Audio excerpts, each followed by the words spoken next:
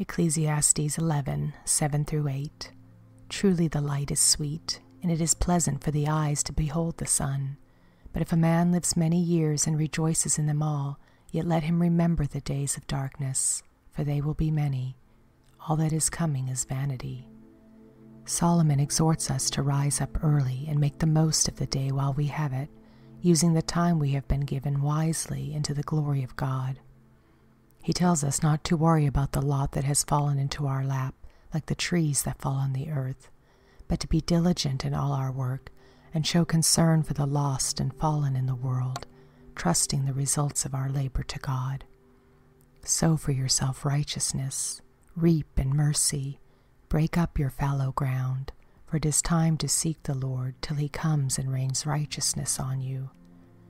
Life is indeed sweet, if we would recognize it for all its possibilities and see it for the adventure it is. Despite all its troubles and trials, there is joy inexpressible and full of glory. Therefore we should seize the opportunities that lay before us, working while we have light and following our Lord's example. As he said, "For night is coming when no one can work." Jesus is the light of the world. He has illuminated the eyes of our heart and given us his light, the true light, to see by, so that we can rise up from our human viewpoint from under the sun and see through the clouds the path he has set before us, the future that lies ahead of us, so that we will run in the paths of his commands and not fall into folly. Solomon warns the youth of today not to dabble the least bit in folly, for it is a dangerous pursuit.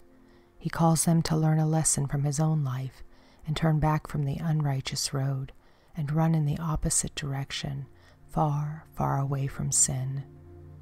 Rejoice, O young man, in your youth, and let your heart cheer you in the days of your youth. Walk in the ways of your heart and in the sight of your eyes, but know that for all these God will bring you into judgment. Therefore remove sorrow from your heart and put away evil from your flesh, for childhood and youth are vanity. Solomon has shown us that life is indeed but a vapor, and youth certainly does not last. But we can avoid the pain of heartache and regret later in life by taking care of our body and soul early and gaining a heart of wisdom in our youth, so we will resist the temptations and pleasures of sin that seek to destroy us in this life. For we shall all stand before the judgment seat of Christ. Therefore let us flee also youthful lusts, but pursue righteousness, faith, love, peace with those who call on the Lord out of a pure heart, that we may find true satisfaction and meaning in life, and the Lord receive the glory that is due his holy name. If I had walked in falsehood, or if my foot has hastened to deceit, let me be weighed on honest scales, that God may know my integrity. If my step has turned from my way, or my heart walked after my eyes, or if any spot adheres to my hands, then let me sow and another eat. Yes, let my harvest be rooted out.